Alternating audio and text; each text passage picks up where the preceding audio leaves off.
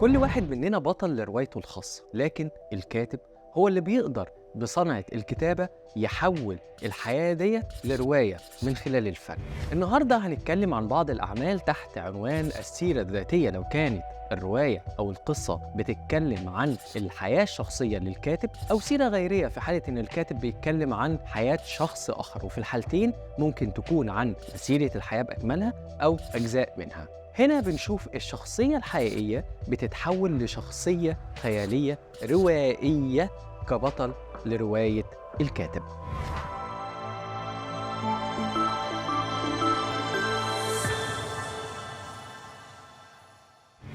يمكن من أشهر السير الذاتية رواية الأيام لعميد الأدب العربي طه حسين. رحلة صعود طفل قروي أدى العلاج الخاطئ لعينه لإصابته بالعمى، لكن برغم من كده بيكمل دراسته في الأزهر، بعثة لفرنسا، حصول على الدكتوراه من جامعة السوربون. بالنسبة لي أنا فاهم إن ده إنجاز كبير، فكرة حصول أعمى على دكتوراه من السوربون، لكن أنا شايف إن الإنجاز الأهم بالنسبة لطه حسين هو إن هو واحد من أهم المشاريع الفكرية في مصر والوطن العربي.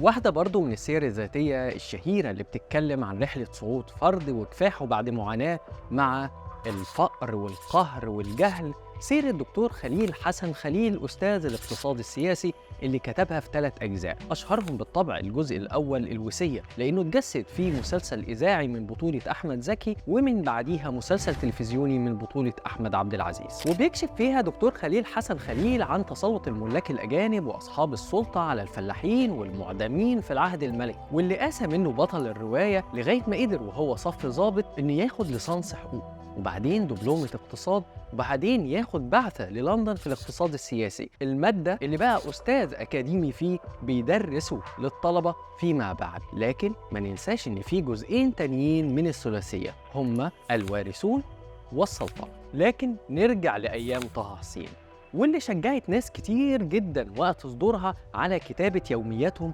ومذكراتهم. من الناس اللي تشجعوا هو واحد من اللي أسسوا للرواية العربية، وهو نجيب محفوظ، اللي كتب مذكرات الطفولة وسماها الأعوام على وزن أيام طه حسين. أعوام نجيب محفوظ عثر عليها الكاتب الصحفي محمد شعير ونشرها في كتابه أعوام نجيب محفوظ البدايات والنهايات. لكن محمد شعير ما اكتفاش بأن هو ينشر فقط أعوام نجيب محفوظ، لكن كمان شاف إيه الأحداث الموجودة فيها، وبدأ يتتبع الأحداث دي، هل هي موجودة في روايات نجيب محفوظ ولا لا. يعني على سبيل المثال عمه اللي استشهد في مظاهرة ضد الإنجليز موجود في 3 روايات لنجيب محفوظ بصور مختلفة، وكمان علاقة نجيب محفوظ بأمه وأبوه وحياته الشخصية طبعا.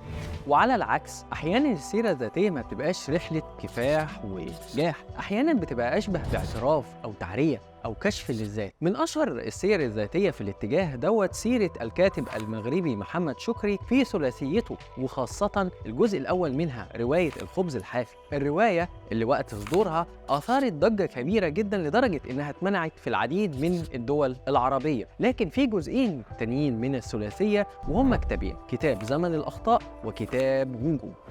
هنشوف برضو رواية أقفاص فارغة ما لم تكتبه فاطمة قنديل، الشاعرة اللي لقت في الرواية مجال للتخلص من الذكريات المؤلمة والضاغطة على روحها ووجدانها من خلال مشاركتها مع القارئ. وأحيانا بتكون الكتابة عن فترة صعبة جدا في حياة الكاتب، وهي تجربة المرض وإحساسه بأنه هو على الحافة بين الحياة والموت. واحدة من الروايات الجميلة المؤلمة الموجعة جدا رواية يوميات امرأة مشعة للكاتبة نعمات البحيري، واللي بالفعل توفيت بعد معركة مع المرض اللعين السرطان.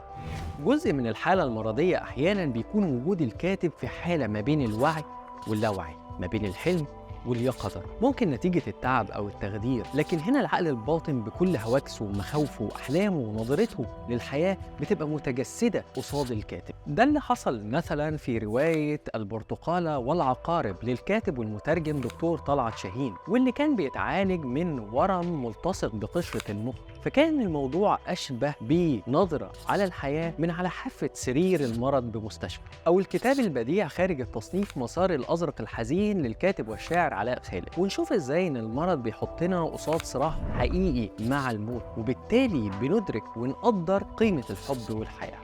وأحيانا بتبقى السيرة الذاتية مشروع الكاتب كله، مش مجرد رواية من روايات.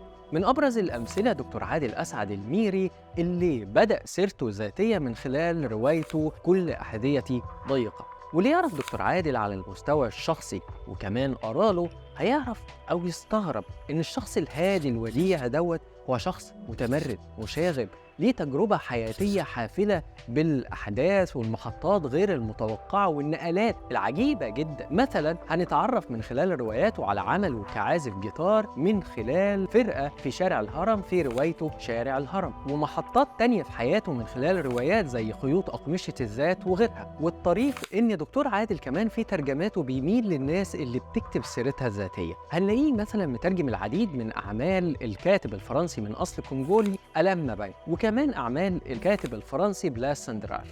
مشروع تاني هو الكاتب خالد إسماعيل، وده بقى مشروعه بينقسم لقسمين، واحد بمثابة كشف وتعرية لبيئته ومجتمعه من خلال أعمال بتدور أحداثها في قرية بصعيد مصر، ومنها أعمال زي كحل حجر، عود الحزون، وحكايات عائلية. القسم الثاني هو عن الوسط الثقافي والصحفي، وهنشوف ده في أعمال زي زهرة البستان وقهوة الصحافة.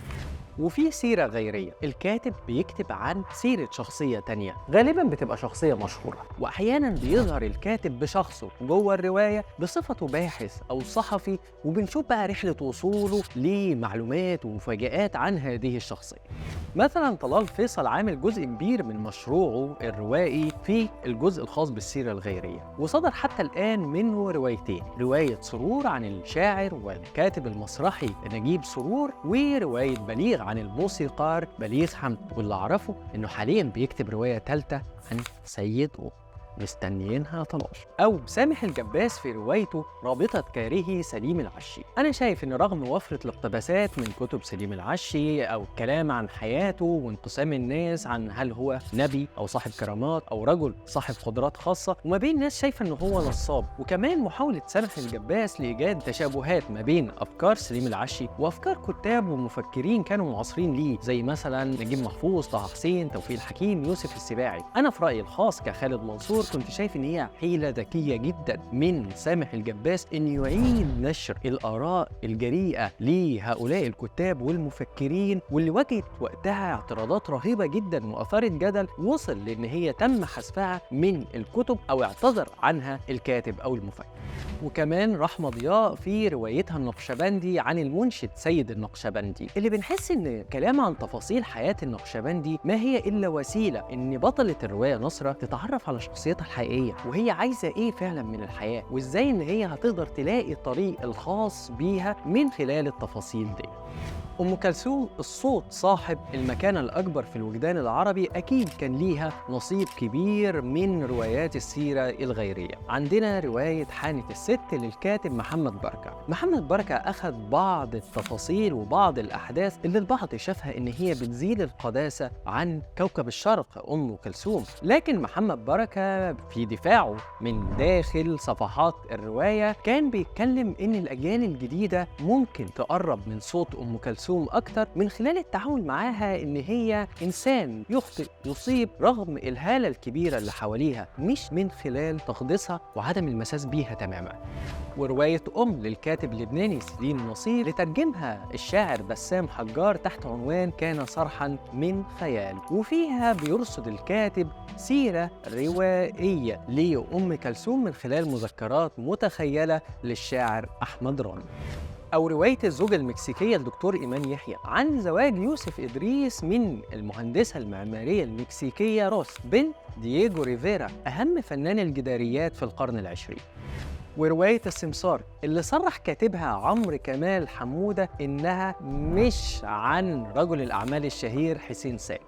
في المعتاد بنقول إن الكاتب بيقدر يوصل لبعض المعلومات الحقيقية عن الشخصية اللي هيكتب عنها. طيب واللي ما يعرفوش نقدر نقول ان دي فجوات بيحاول يملاها من خياله. لكن الشاعره ايمان مرسال في كتابها البديع في اثر عنايات الزيات كتبت ان طموحها مش عرض حياه شخص ميت، لان ده مشاركه في التسطيح والتفريغ للماضي من معناه. ولكن القصص والوقائع اللي وصلت لها ايمان مرسال عن عنايات الزيات مش مجرد قصص عنها، لكنها قصص عن كل اللي حياتهم اتقطعت مع حياه عنايات الزيات، بمعنى الدايره اللي حواليها كلها، واللي ممكن من خلالها نعرف الظروف السياسية والاقتصادية والاجتماعية في فترة زمنية معينة اللي عاشت فيها عنايات الزيات.